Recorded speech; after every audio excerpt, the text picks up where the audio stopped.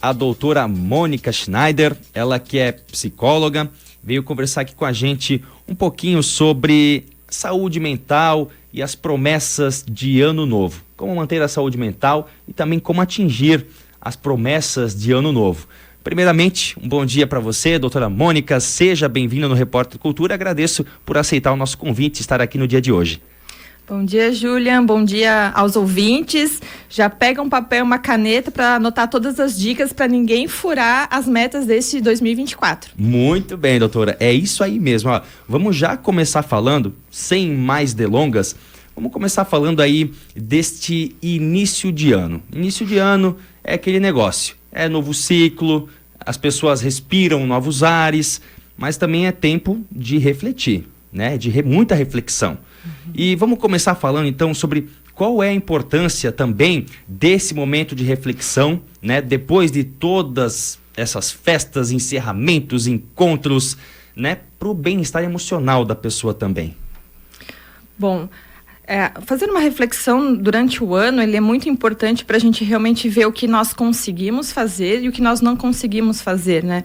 Ter em mente o que nós desejamos, ele é muito importante para que a gente não se frustre ao longo do caminho. Então, ter metas bem definidas dá todo o diferencial para a gente pensar, né? Aquilo que eu te falei, né, Júlia? A revista Forbes, recentemente, em dezembro, lançou uma reportagem que 10% das pessoas conseguem, isso mundialmente, né?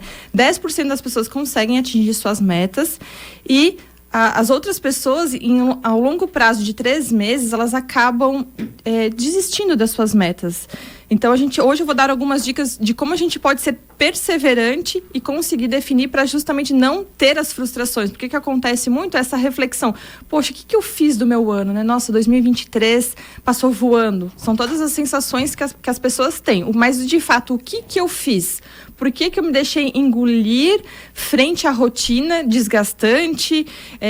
Aonde que eu me perco?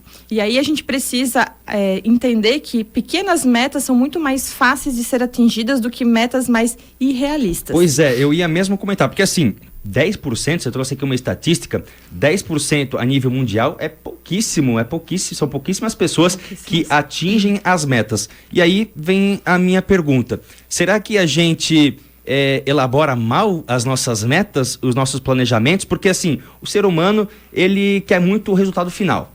Então, por exemplo, a meta da pessoa é sempre voltada no resultado final. Eu quero emagrecer, eu quero ficar rico, isso e aquilo, mas existe um caminho para ser percorrido até essa meta. Então, será que é porque a gente planeja mal as nossas coisas, nossas metas?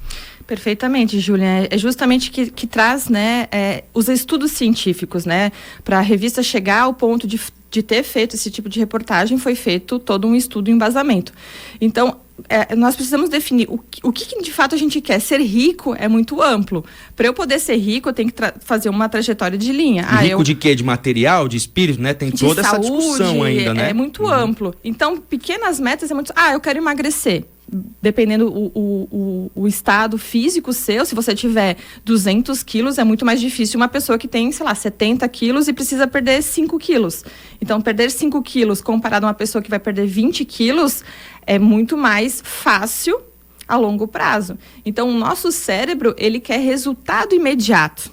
Né? Não é nem nós, é a recompensa imediata. Então, muitas pessoas se frustram porque eu tenho essas metas irrealistas. Um adolescente de 18 anos, sei lá, sonha em ter a casa própria, mas ele acha que a casa vai ser em 1 ano. Dependendo o tipo do trabalho, a estrutura familiar, vamos botar uma pessoa ali, né, dentro do senso comum, uma casa, a gente, em média, vai levar, às vezes, 5, 10, 15 anos, né? A gente vai precisar, às vezes, ajuda de um financiamento, uma estrutura estabelecida. Então, é muito mais fácil eu atingir pequenas metas. Eu sempre digo assim, faça metas de 12 meses, metas de 5 anos e metas de 10 anos. Porque daí, para eu conseguir... né? Se eu consigo as de 12 meses, para eu atingir as minhas de 5 anos, elas ficam muito mais fácil. Porque eu também tenho que ter um pouco a minha realidade, né? Eu quero comprar um carro. Tá, mas que carro que eu quero? Como que eu quero? há quanto tempo... É importante a gente visualizar, né? A gente precisa visualizar. Você se visualizar na conquista também. Então, o quanto você está disposto a investir, o quanto você está disposto a também abrir mão de algumas coisas, né? Porque às vezes o ser humano ele não consegue ter tudo, e tudo são escolhas. Então, final de semana eu vou escolher sair com os meus amigos, me divertir, ir para uma festa que vai me gerar uma despesa, ou eu vou...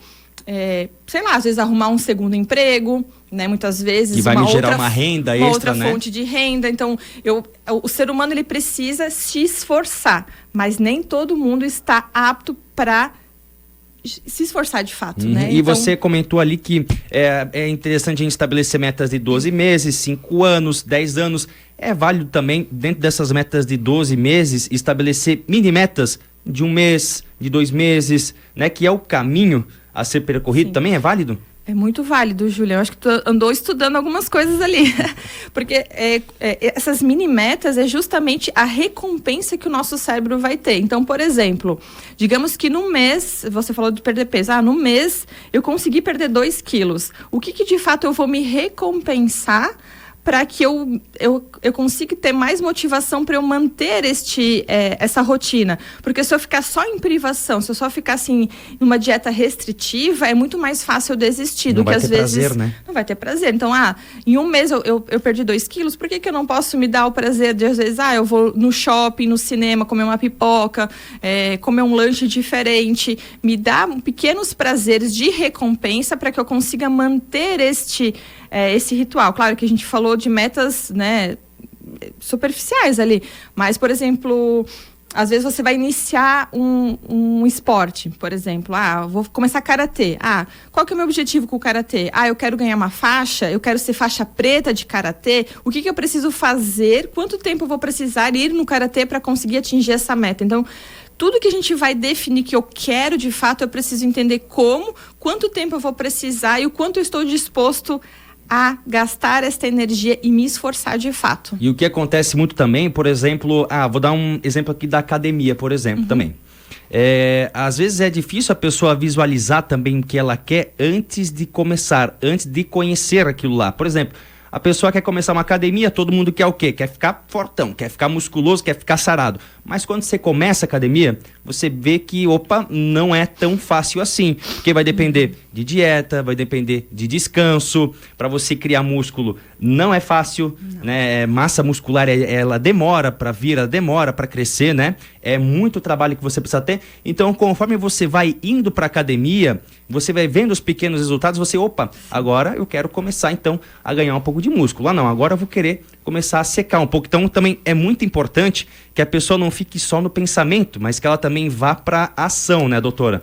Fala perfeitamente, Júlia. Eu sempre defino, quando eu estou com meus pacientes, né, e tudo mais, nós temos o nosso desejo, o ser humano ele tem a vontade, e para que eu atinja o meu desejo, eu dependo da minha vontade e o que eu preciso fazer para ter ação.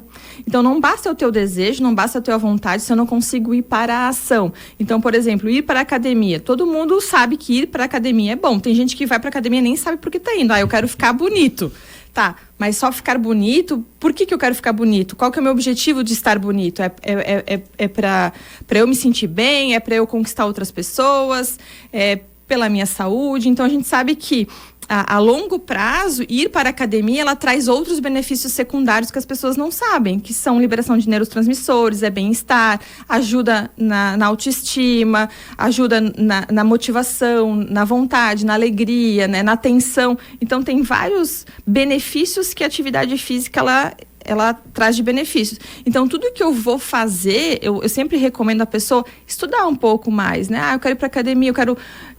ganhar massa muscular. Se as pessoas soubessem, é muito mais difícil você ganhar peso do que você perder peso. Exatamente. É exatamente isso. Então, a gente precisa entender, quando a gente entende o processo, é muito mais fácil eu me manter firme nesse propósito. E a pessoa também está sempre consciente, né? Porque assim, como você disse, tem pessoas que fazem, não é só academia, são várias áreas da vida, tem pessoas que fazem e não sabem por que estão fazendo porque está no piloto automático. Então, você também ligar, dar aquele estralo da consciência também é muito importante estar consciente fazendo o que você faz, né? Seja fazendo o que você gosta ou fazendo o que você não gosta. Em algum momento você vai fazer algo que não gosta, mas estando consciente, que é muito importante, né, doutora? E outra situação é que a gente fala muito, né, de metas, de promessas de fim de ano, principalmente nessa época agora. Mas assim, de um lado, a gente tem a nossa ambição, que é o que a gente quer, o que a gente, né, quer alcançar. Do outro lado está a realidade, que é o que a gente pode alcançar. Então, como a gente pode equilibrar esses dois fatores, ambição e realidade, para lá na frente, de repente, a gente não ter aquela autocobrança excessiva ou até mesmo a frustração? Perfeito. Eu gosto sempre de usar o exercício de você sair um pouco desse mundo da imaginação e ir para a tua realidade.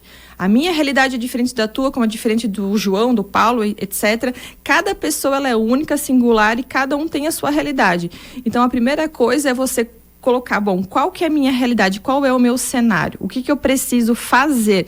Porque se eu fico muito no mundo da imaginação, todo mundo sonha alto e é muito importante a gente realmente, já que é para sonhar, vamos sonhar alto, sonhar grande, né? Ser ambicioso é legal, é importante, mas dentro da realidade. Por exemplo, não adianta eu pensar em querer comprar um avião, que não é a minha realidade hoje. Comprar uma BMW, por exemplo. Eu posso sonhar, né, em querer um avião, mas por que eu quero um avião? Então, tudo tem que também entender, tá? Para mim faz sentido ter um avião ou não faz sentido? Então, a gente precisa ter a realidade, o que de fato para mim é importante nesse momento. E hoje em dia, né, doutora, a gente tem uma enxurrada de, por exemplo, com as redes sociais, né? Tudo é muito lindo, as pessoas têm tudo do bom e do melhor. Então a gente também tem sempre essa enxurrada que você tem que ter, você precisa ser, né? Aí, por exemplo, falando aqui dessa história de ambição versus realidade. Pô, a pessoa, eu quero ter uma BMW, mas eu consigo guardar R$1.000 por mês, mas eu quero ter a BMW, pô, R$1.000 é bastante, mas eu quero ter a BMW em 5 meses. Pô, como é que você vai fazer isso acontecer, né? Aí que entra ambição versus a realidade. Você tem que se botar no seu lugar, né? O que você realmente pode conquistar agora não significa que você nunca vai ter uma BMW. Com certeza. Mas que neste momento você precisa se botar no seu lugar para ter o que você também pode conquistar, até para evitar uma frustração, né? Exatamente. É que as pessoas veem o resultado final. Eu quero ter determinado automóvel. Mas para eu chegar, existem escalas, né? Então, nada impede de eu comprar um automóvel mediano, depois eu trocar e, sei lá, daqui a 10 anos, talvez eu consiga ter esse objetivo, ou às vezes você quer uma BMW, de repente daqui a 10 anos você compra uma Mercedes, que é muito melhor. Pois é, aí, ó, polêmica, hein, será? Não, do meu ponto de vista, né, fique claro. Apenas uma brincadeira aqui. Olha só, doutora, eu acho muito importante a gente falar sobre isso também, justamente nesse período, porque a gente hoje passa pelo Janeiro Branco, né? Exato. Que é a campanha justamente da prevenção de doenças ligadas ao estresse, logo no início do ano. Então, sobre essa campanha, doutora, quais que são, primeiro, qual que é o objetivo dessa campanha do Janeiro Branco e quais medidas que a gente pode tomar para cuidar da nossa saúde mental, principalmente para prevenir essas doenças ligadas ao estresse, porque não tem diagnóstico, né? Não tem. O estresse agora já dá para definir, né? Que existem vários tipos de estresse. Mas o Janeiro Branco, ele foi feito através de um psicólogo em 2014 e o nome Janeiro Branco, ele vem justamente por um papel em branco. Então é um momento onde todas as pessoas fazem essa reflexão, fazem essa coisa do que eu quero para esse ano, estão todos motivados. Então a gente precisa ter o gás para essa motivação, ela permanecer até o final de dezembro, né? Chega em dezembro, ninguém mais quer saber de nada, todo mundo extremamente desgastado. Então, a proposta do Janeiro Branco é justamente trazer a importância da saúde mental, né? Hoje, a Organização Mundial da Saúde define os brasileiros entre os mais ansiosos e os mais estressados. Existem vários tipos de estresse, né? Todos nós acabamos... existem os estresses normais, por exemplo, se eu quero casar, se eu vou trocar de emprego... Eu começo a sentir estresse, que são estresse normal. O problema é quando a gente fica naquela exaustão do estresse, onde eu sei que eu não estou bem, mas eu me mantenho, onde hoje já tem definido que é a síndrome de burnout, né? Quando eu entro no esgotamento profissional. Que acaba levando até sintomas físicos, né? Sintomas físicos, psicológicos, alguns tipos de doenças podem ser, né, adquiridas e tudo mais. Então, como você falou de atividade física, um dos principais hoje, né, são os estudos que mostram 50% de um tratamento de ansiedade, de depressão é feito através da atividade física. Então, buscar uma atividade física, alimentação, buscar fazer pequenas atividades prazerosas, evitar as redes sociais, não se comparar com as outras pessoas. Cada pessoa ela é única, todos nós somos importantes, cada um com a sua importância, só que se a gente ficar se comparando muito com o outro, a gente não vive. Né? Pois então, é, e é um detalhe interessante porque a doutora justamente trouxe essa informação de que a OMS que trouxe... a Organização Mundial da Saúde, isso mesmo. De que o brasileiro ele é o povo mais estressado e do mundo. E coincidentemente, não sei se também está relacionado, mas a gente até tocou no assunto das redes sociais, coincidentemente, o brasileiro é o que mais é influenciado pelas redes sociais também. É o que mais acompanha, também internet. O que mais consome internet, redes sociais, o que mais os influencers influenciam.